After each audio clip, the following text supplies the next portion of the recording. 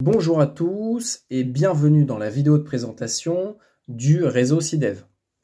Donc, le SIDEV, c'est Sécurité, Information, Détresse, Veille, c'est son acronyme.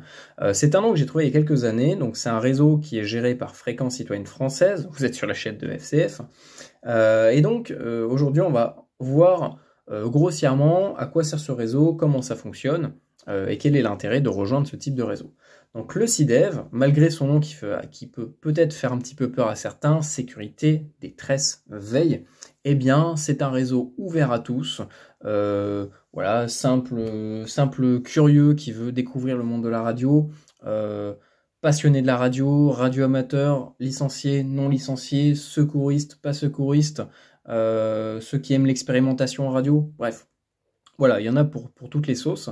Et donc, ce réseau-là est constitué, enfin déjà c'est un réseau virtuel, puisqu'on va passer par le réseau Internet. C'est à la fois un avantage et un inconvénient. L'avantage, c'est que il n'y aura pas vraiment de limite de distance. À partir du moment où on aura accès au réseau Internet, on pourra discuter, dialoguer sur le SIDEV.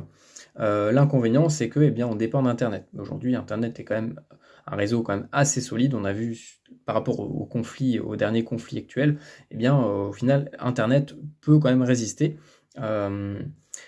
Mais voilà, le but, c'est aussi que ça soit complémentaire. C'est pour ça que c'est multiplateforme, c'est-à-dire que c'est un réseau qu'on va pouvoir rejoindre soit sur ordinateur, smartphone ou talkie-walkie. Donc même si on est hors de portée d'un réseau téléphonique, on va potentiellement être à portée radio, d'un point de connexion SIDEV qui va nous permettre d'être entendu sur le SIDEV via un talkie-walkie. Donc d'un côté, on a un canal de discussion que n'importe qui va pouvoir rejoindre tout à fait librement et va pouvoir dialoguer dessus avec d'autres personnes, d'autres membres.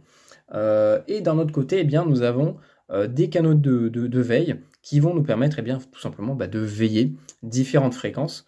Donc fréquences d'appel, de sécurité et de détresse, c'est les seuls qui vont vraiment nous intéresser et qui vont potentiellement nous permettre en fait d'être soit le premier maillon de la chaîne de l'alerte, donc en cas de réception d'un appel Mayday de quelqu'un qui est en détresse, si jamais les secours ne l'entendent pas ou que d'autres personnes ne l'ont pas entendu, si vous le recevez via un récepteur, vous allez être le premier maillon de la chaîne de l'alerte. C'est vraiment hyper important, c'est comme dans la rue en fait.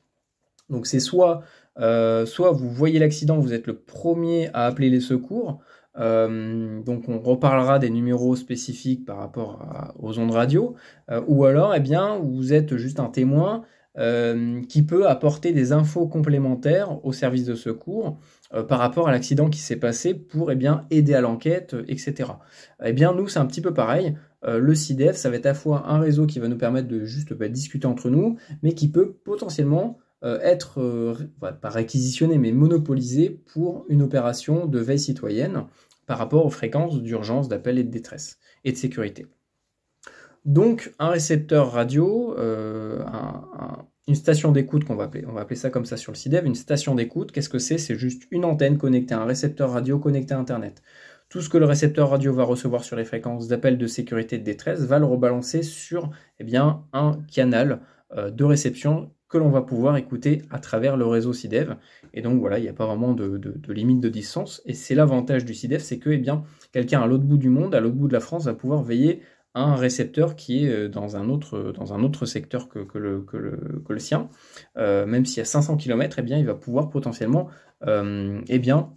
apporter, être le premier maillon soit de la chaîne de l'alerte, soit tout simplement apporter des infos complémentaires sur ce qui se passe, sur les éventuelles données qu'il peut récolter via les ondes radio, aux secours déjà engagés, aux professionnels, le but c'est pas de les gêner dans leur manœuvre, mais juste de se mettre en retrait, mais de leur apporter, si vraiment on peut le faire, des infos complémentaires pour leur faire gagner du temps, tout simplement. Donc pour le rejoindre, c'est pas compliqué. Moi, je vous conseille de passer par un smartphone. Tout le monde a un smartphone, c'est super simple. Pour ceux qui veulent vraiment s'investir là-dedans, il y a des petits téléphones aujourd'hui qui s'appellent des téléphones Zello. C'est des pseudo talkie-walkie qui passent par de la 4G et qui sont vraiment dédiés que à du Zello. ça évite d'avoir le téléphone perso, de monopoliser pour faire de la radio. Moi j'ai préféré vraiment investir dans un téléphone Takiwalki Zello. Donc pour l'ajouter, c'est pas compliqué, vous allez sur le... Alors moi je vais vous le présenter sur Android, malheureusement je n'ai pas de d'iPhone.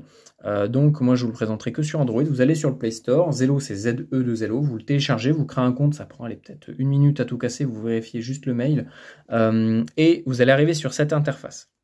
Donc là il y a votre pseudo, vous avez 3 onglets différents, c'est vraiment le menu principal. Récent, ça va être l'historique des dernières communications en cours, puisqu'il y aura un système d'historique et de tour par tour, c'est-à-dire que vous ne pouvez pas louper de communication. Si sur 2 salons différents ça parle en même temps, il y aura un système de queue leu en fait. C'est-à-dire que voilà, une fois qu'une communication est finie, ça sera une autre qui va venir qui va être retransmise, même si elle sera un petit peu en décalé, vous n'allez pas perdre de communication en réception. Donc récent, c'est l'historique. Contacter, c'est une sorte de répertoire sur l'application. Et canaux, c'est vraiment ce qui va nous intéresser. Donc là, on va retrouver tous les canaux qu'on va soit créer, soit ajouter directement sur l'application. Celui qui nous intéresse, ça va être le DS CDEV. À l'époque, il s'appelait autrement. J'ai voulu simplifier au maximum parce que c'était compliqué pour certains de taper correctement tout le nom du canal qui était un petit peu long. Donc là, une fois que vous êtes sur l'onglet canaux, vous cliquez sur le bouton bleu. Vous faites trouver un canal. Donc on va faire une recherche manuelle. Vous tapez dièse, tout attaché, un CDEV, S-I, petit clavier, S-I-D-E-V. C'est bon, vous faites rechercher. Ça m'a pris 10 secondes. Et là, je suis sur le canal.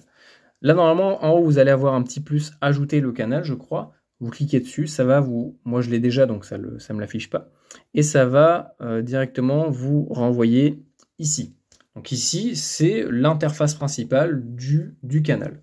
Donc, vous avez un bouton orange, jaune-orange. Donc, dès qu'il est comme ça, c'est qu'il est en stand-by. Dès que c'est en vert, c'est que vous recevez une communication. Et dès qu'il est en rouge, c'est que vous parlez. On va monter un petit peu le son, je vais vous faire une petite démo. Donc là, on est sur le CDEV, le salon principal sur lequel on va tous se retrouver. Donc je vous recommande vraiment de venir. Dès que vous arrivez sur le salon pour la première fois, signalez-vous. Bonjour, je m'appelle machin bidule chouette, je m'intéresse à la radio. Est-ce qu'il y a du monde en écoute? Et puis de là, on va vous répondre. Et voilà, on n'est pas méchant. Donc, vous appuyez sur le bouton, vous parlez, 1, 2, 3, 4. Et là, vous voyez que ça ressort par exemple sur la radio. Donc moi, pour l'occasion, je vous ai montré, je vous ai allumé le petit relais expérimental juste pour la démonstration. Mais vous voyez on peut nous entendre sur un Takiwalki. Et dans l'autre sens, test Takiwalki Retevis sur le CDEV. Test Takiwalki Retevis sur le CDEV. Et donc, bon, je passe par la 4G, donc des fois, il y a des tout petits micro-bugs au niveau du son, mais sinon, vous voyez que la qualité est pas mal. Et on peut communiquer d'une plateforme à une autre, donc ça marche pareil avec les utilisateurs ordinateurs et smartphones, radio, etc. Tout est connecté au même endroit. Et donc là, on a après des canaux de veille. Donc là, ça sera uniquement des récepteurs, ils font que de la réception, ils sont uniquement que sur des fréquences d'appel de sécurité de détresse, il n'y a rien d'autre. Au moins, on n'a pas de souci au niveau de la légalité de la chose. Ces fréquences-là, elles sont publiques. Il y a des milliers, des dizaines de milliers de gens, voire des millions de gens qui les veillent à travers le monde entier. Et elles sont justement faites, les fréquences d'appel de sécurité de détresse, pour être entendues par un maximum de monde. Donc, sur mon récepteur, je vais veiller par exemple le canal 16 VHF Marine, qui est un canal d'appel de sécurité de détresse que tous les bateaux doivent veiller. Ce sont des fréquences, on va dire, à usage libre. Aujourd'hui, on peut acheter un Takiwalki, une VHF Marine, tout à fait légalement, elle est utilisée sans aucun permis bateau, donc il n'y a pas de fréquence privée, c'est vraiment public.